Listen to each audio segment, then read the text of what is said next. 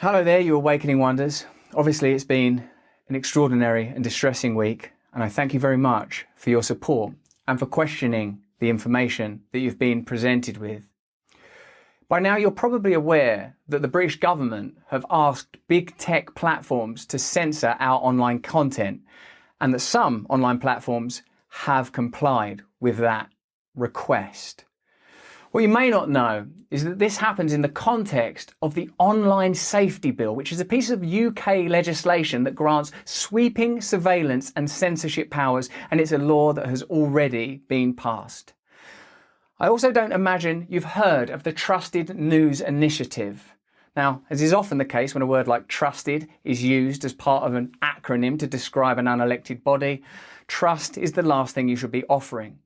The Trusted News Initiative is a collaboration between big tech and legacy media organisations to target, control, choke and shut down independent media organisations, like this one.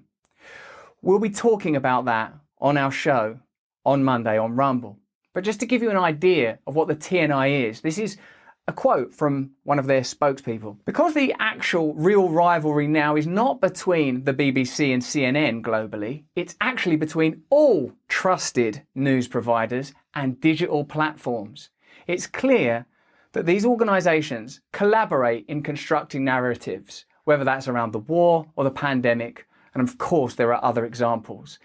And it's very clear to me that we have to be very, very cautious indeed.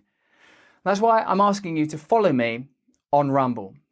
Rumble have made a clear commitment to free speech, and Rumble is the primary platform that we will be streaming from. We'll be back this Monday, and as usual, we'll be talking about deep state and corporate collusion and how ordinary democracy is anathema now, how it's shut down, ignored and avoided. We'll be talking about a military-industrial complex that is able to facilitate and start wars that seem sometimes to be little more than money laundering operations. And that's with all respect to the hundreds of thousands of victims of the numerous ongoing wars in the world at the moment. We'll be talking about the role of Big Pharma and how Big Pharma have been able to influence government policy around the world and how they've been able to evade due liability and necessary scrutiny, how they've been able to avoid media investigation that perhaps ought be due them. And of course, we'll be talking about media corruption and censorship. So please follow me on Rumble, because that's the only way that we can keep our voice. You can go to rb.rumble.com to support me directly and keep me and our channel independent. And I need your support now more than ever, and more than I ever imagined I would. So follow me.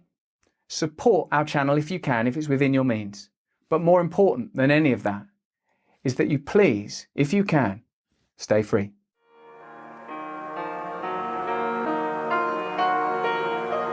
Hey guys, so as I mentioned in the first video relating to Russell Brand, information is coming in quick, fast. So I'm going to try my best to keep up with it and give you the news as it unfolds so you can be up to date just as I am. Now, before we begin, please like this video, share it so others know what's really going on. Subscribe and hit that notification bell to get notified of future videos. And please get the conversation going. Comment below and share your thoughts on this entire thing. Now, as you can see here, the UK Parliament put a demand to Rumble to demonetize Russell Brand. The Daily Wire: UK Parliament demands Rumble demonetize Russell Brand. Rumble responds. September 20th, 2023. Video streaming platform Rumble went public on Wednesday with a statement revealing that they had received a letter from the UK's Parliament demanding they demonetize Russell Brand over recent accusations of sexual misconduct, and they had refused to comply. Again, only accusations and allegations, no charges. Rumble published a copy of the letter from Parliament, calling the governing body's attempt to interfere with free expression on the internet deeply inappropriate and dangerous, along with a copy of their response via X. Well, good on Rumble for standing tall and not complying to the powers that be. Now, Rumble's not perfect. Rumble's not perfect. Okay, their terms of service, they only go so far. I would say Gab right now is the beacon of political free speech or free speech in general, but Rumble is second right now. Attached is a letter from the UK Parliament. I am writing concerning the serious allegations regarding Russell Brand in the context of his being a content provider on Rumble with more than 1.4 million followers. The Culture, Media, and Sport Committee is raising questions with the broadcasters and production companies who previously employed Mr. Brand to examine both the culture of the industry in the past and whether the culture still prevails today. Basically, they're going and combing through all his previous work and seeing whatever they can censor. That's what they're doing. However, we are also looking at his use of social media, including on Rumble, where he issued his preemptive response to the accusations made against him by the Sunday Times and Channel 4 dispatches. While we recognize that Rumble is not the creator of the content published by Mr. Brand, we are concerned that he may be able to profit from his content on the platform. Basically, they want to take his money.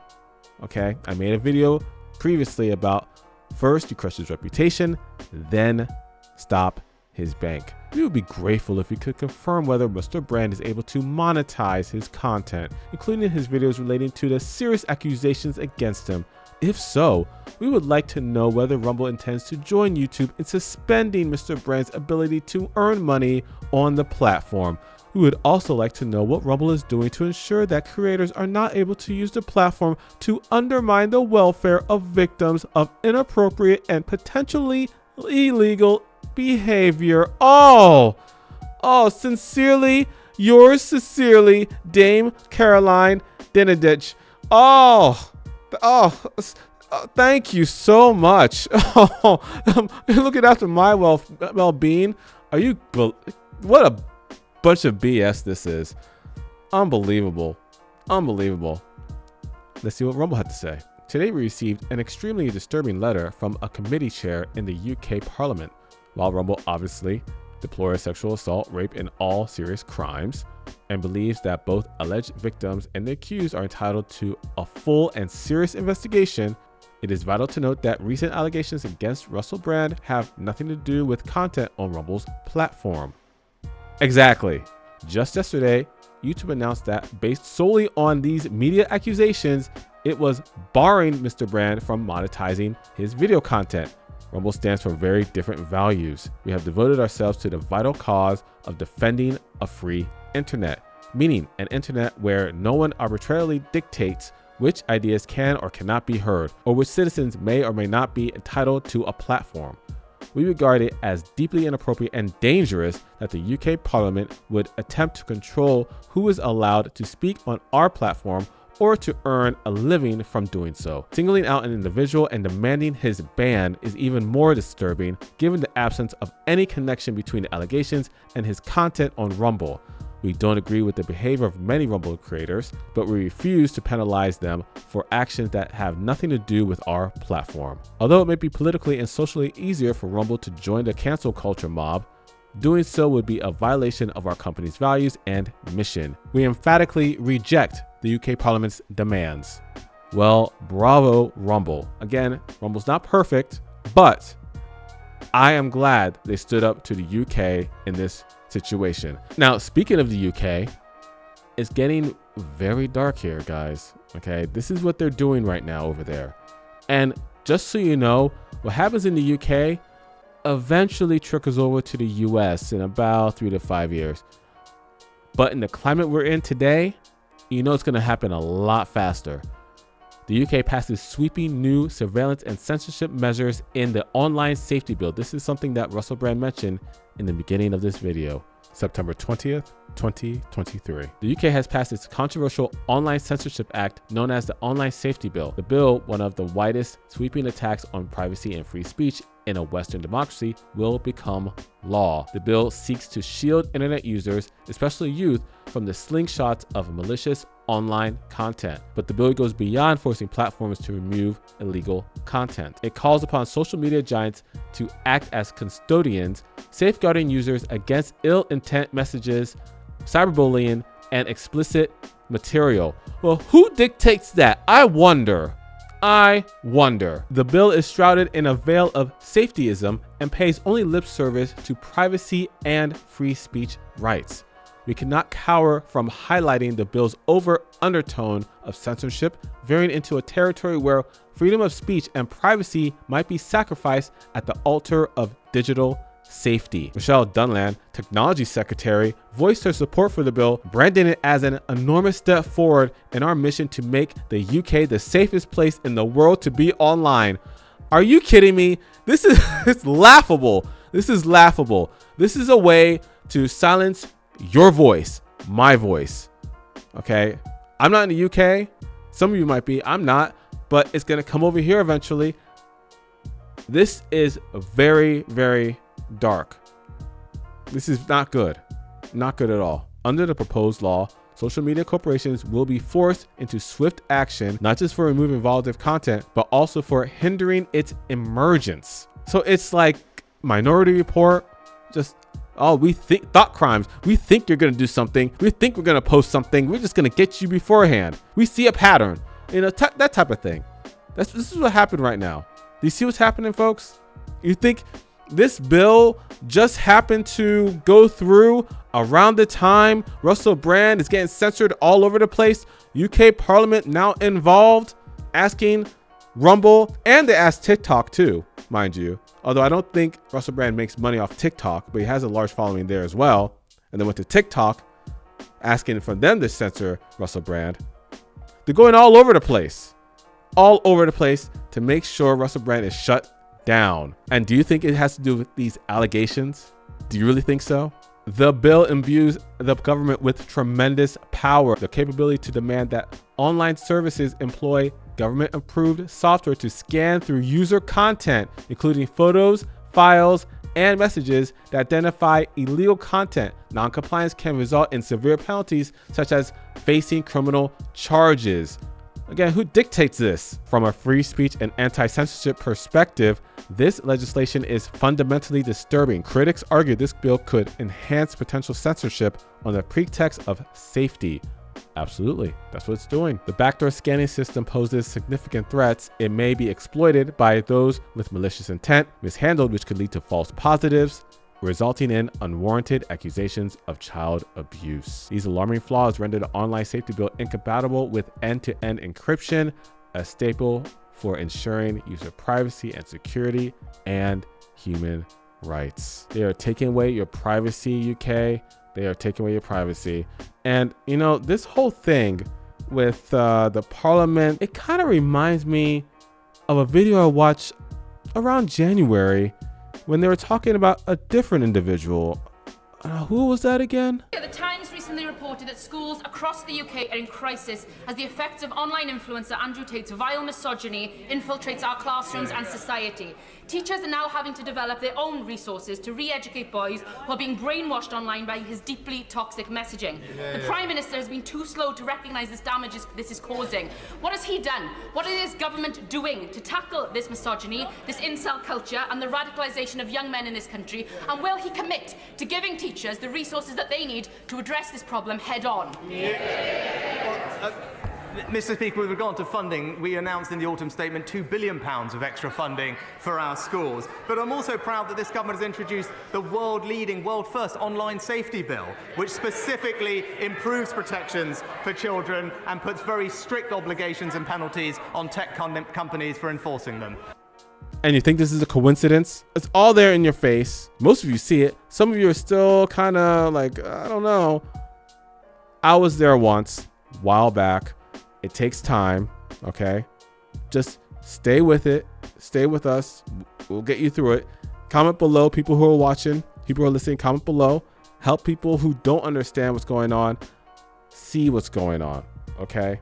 There's a pattern here. Now, Russell Brand mentioned a coalition called TNI. I wasn't familiar with it. I looked them up. I found the article on Reclaim the Net and the quote that he referenced. Reclaim the Net. Landmark lawsuit accuses mainstream media of forming coalition to censor quote-unquote misinformation. January 11th, 2023. Chairman of Child's Health Defense, Robert F. Kennedy Jr., and other plaintiffs have filed a lawsuit against the Trusted News Initiative. Oh, really trusted, huh? Trusted News. Anyone says trusted in their name, you gotta watch out. Alleging antitrust and First Amendment violations. TNI, launched in March 2020, is a coalition of some of the world's largest news organizations, including the Associated Press, the BBC, the Washington Post, and Reuters, who partnered with big tech with the aim of stopping the spread of misinformation. Huh? Really? Misinformation, basically, you know what that means. That means they want to stop us from talking. So I'm going to just highlight a few things in this article. I'm not going to go through the whole thing, but here's one thing I wanted to point out. CHD President Mary Holland said, "I'm glad that CHD is bringing this case. We will hopefully get a fair hearing, and I'm glad that we are together with other organizations that have also been harmed by these corporate and governmental censorship policies. To have a free society, you have to have free speech. You have to have a diversity of views. You don't have to have the same views as all the other plaintiffs by far, but we want to protect the marketplace of ideas.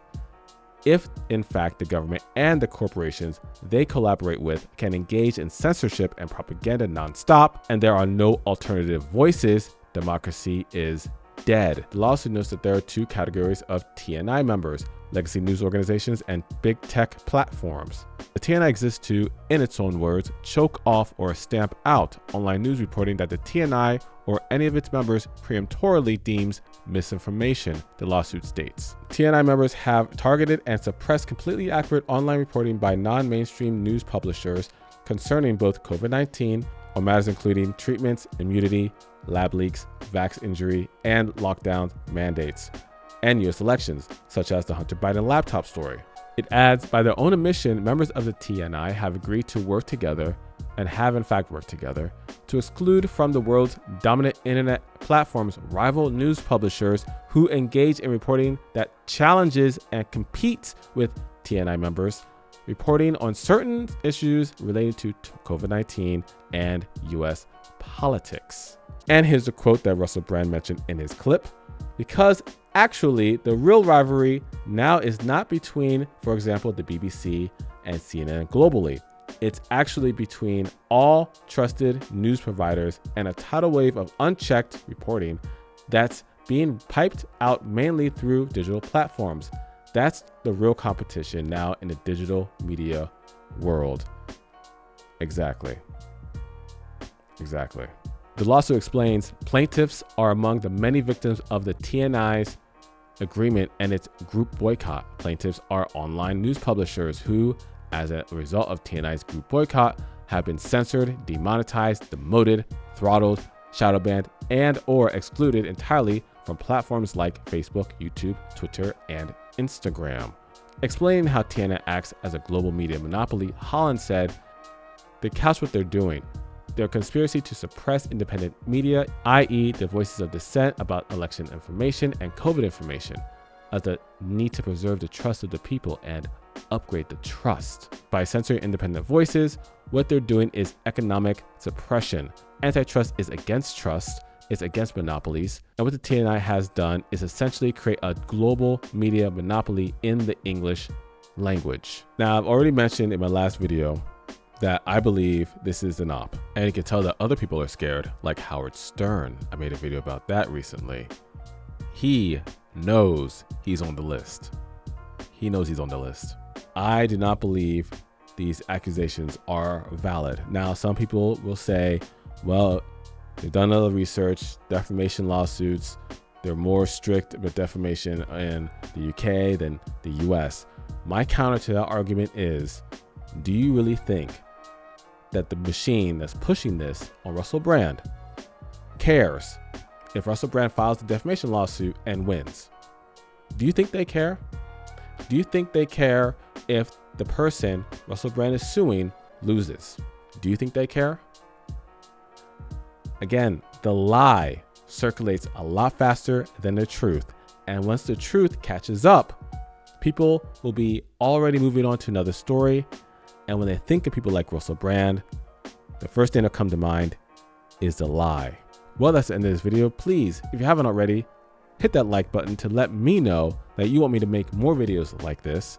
Also, subscribe to this channel, hit the notification bell to get notified of future videos, share this video out to people who don't know what's going on, and leave a comment below, get the conversation going. What do you think? Do you think Russell Brand is guilty, innocent? You're waiting for the evidence? You're waiting for the charges to come through? Or do you think this entire thing is orchestrated? Until the next one, guys, take care.